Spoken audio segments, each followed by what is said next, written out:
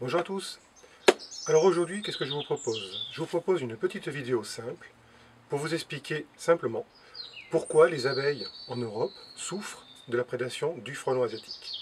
Alors on va voir une colonie d'abeilles dans une ruche, et vous verrez un peu comment ça se passe, et surtout l'impact que ça a sur les colonies. Et on verra également une colonie dite sauvage dans un mur, et vous verrez que le niveau de prédation peut parfois être incroyable. Et les conséquences sont tout aussi redoutables. Alors voici le premier exemple que malheureusement les apiculteurs en Europe connaissent bien. C'est une ruche, donc d'abeilles, et qui se fait attaquer par des frelons asiatiques. On a constamment 3 à 4, voire parfois 5 frelons en vol stationnaire devant l'entrée de la ruche. Et l'image classique que l'on connaît, c'est la fameuse barbe d'abeille. Donc par exemple là, on voit bien les ouvrières qui restent à l'entrée du nid et qui par conséquent ne vont pas à l'extérieur pour fourrager et récupérer de la nourriture. Ce que font les frelons, classiquement, ils se mettent en vol stationnaire dos à la ruche et ils essayent d'attraper les ouvrières qui rentrent à la colonie. Alors, cette image classique que la plupart des apiculteurs connaissent malheureusement, eh bien, cette attaque de frelons sur les colonies d'abeilles concerne également les colonies dites sauvages. Alors, par exemple, vous avez une colonie ici d'abeilles qui s'est installée dans une cavité derrière un mur. Et ce que l'on voit, c'est exactement la même chose. C'est-à-dire, les ouvrières abeilles restent à l'entrée du nid, la fameuse barbe, et on a toujours ces frelons en activité de prédation à l'entrée devant la ruche et qui cherchent à capturer les ouvrières abeilles qui rentrent à la colonie après fourragement. Alors, dans le cas présent, chose qui est rare à observer, en tout cas qu'on n'observe pas forcément et heureusement dans tous les cas, on avait entre 10 et 30 frelons devant la colonie. Alors, inutile de vous dire que la colonie d'abeilles n'a pas passé l'année. C'est-à-dire qu'au bout de quelques mois, quasiment toutes les ouvrières ont été capturées et suite à l'hiver, il n'y avait plus de colonie. Alors, comment pouvons-nous expliquer ce phénomène? Première chose, on a la capture des ouvrières par les frelons. Et effectivement, comme dans le cas présent, plus il y a de frelons en activité de prédation, plus les ouvrières se font capturer, tuer, découper et ramener au nid de frelons pour nourrir les larves. Là, effectivement, une trentaine de frelons tout le temps devant la ruche, eh bien, effectivement, quasiment une abeille était capturée toutes les 10-20 secondes. C'était impressionnant. Mais les conséquences sur la ruche ne sont pas uniquement liées à la diminution de la population d'ouvrières en raison de la prédation. Il y a aussi d'autres phénomènes à prendre en considération.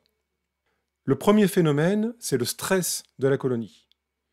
Et le fait d'avoir cette diminution d'activité des ouvrières, ça impacte le phénomène de prédation en lui-même et ça impacte la survie de la colonie.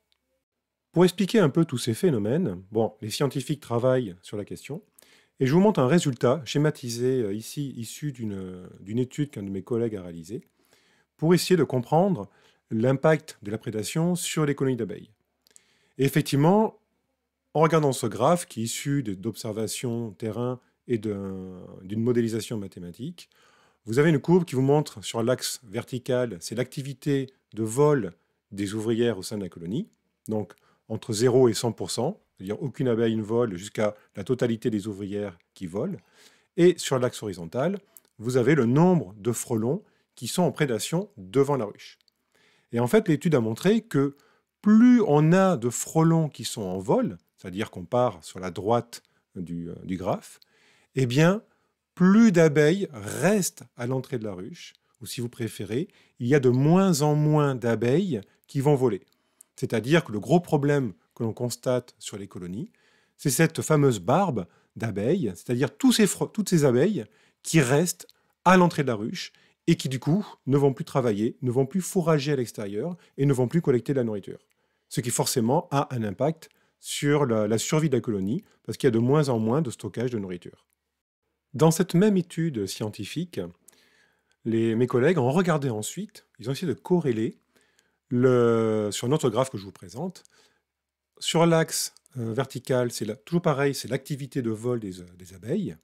Et cette fois-ci, sur l'axe horizontal, c'est le nombre d'ouvrières abeilles qui sont capturées quand elles rentrent au nid.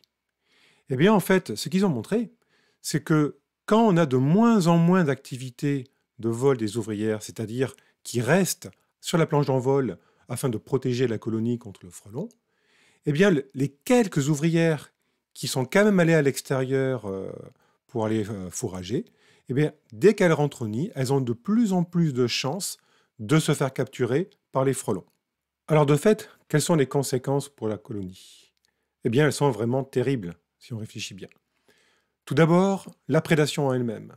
Les frelons capturent chaque jour des dizaines et des dizaines d'ouvrières d'abeilles, ou parfois même beaucoup plus. Tout dépend du niveau de prédation.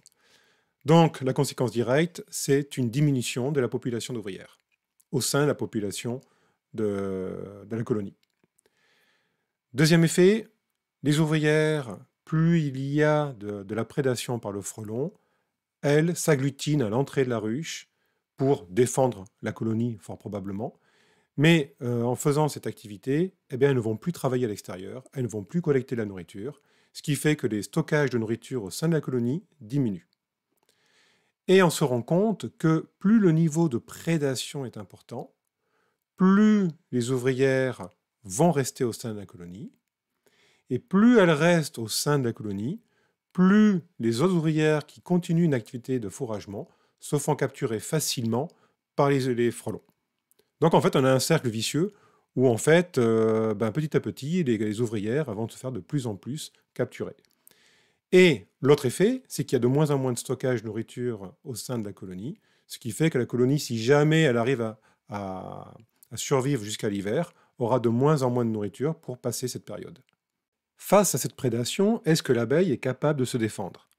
Eh bien oui, dans certains cas, et oui, pour certaines abeilles, certaines colonies d'abeilles. Donc l'image que vous avez à l'heure actuelle sur votre écran, c'est une fameuse heat ball que fait Apis cerana en Chine. Donc effectivement, c'est une autre espèce d'abeille qui est capable, en entourant le frelon, de le tuer par hyperthermie.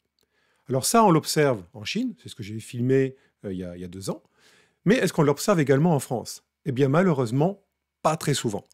Il arrive que certaines colonies qui semblent être un peu plus agressives que d'autres puissent adopter ce comportement et tuer le frelon de la même manière que leur cousine chinoise par hyperthermie. Sauf que ce comportement de défense est loin d'être une généralité chez Apis mellifera en Europe.